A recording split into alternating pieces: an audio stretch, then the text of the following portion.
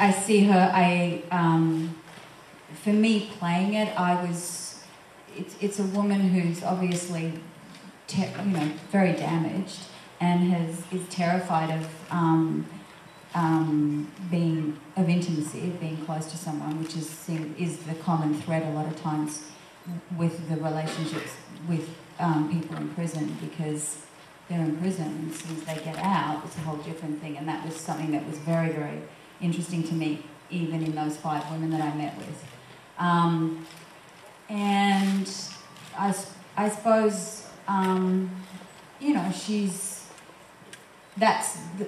for me, the way in which she deals with the Zach character is she knows he's kind of, following her around like a puppy dog, but at the same time, she's not going to ruin his life, because if she lets him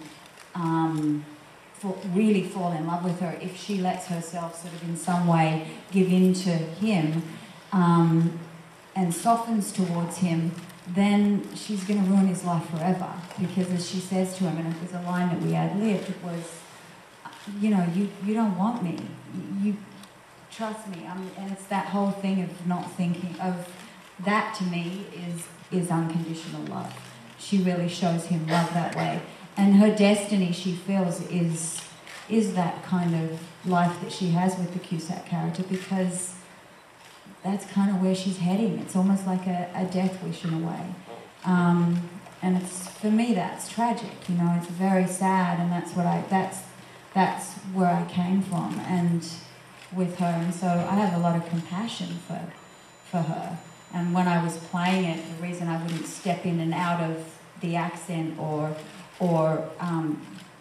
the character was because if I did, I would feel that I was going to judge her or something. And if I just stayed in it, then I was very much, I felt incredibly free to follow all the different sort of, instincts and stuff that were there, which is how Lee works. He really, you come on the set and you don't just, it's not all blocked out, which is, other directors are very, very particular about blocking. It's already done and storyboarded. And Lee's like, show it to me. And then goes, no, it's not working. Let's change it. And you go, and the first scene we shot was the scene at the very end of the movie with Cusack when he comes to the apartment, and it's, with the washing machine and all that sort of stuff. And we had very limited time because we were on a tight budget. It was just like, we have to get this stuff in somehow in images, and we kind of went for it.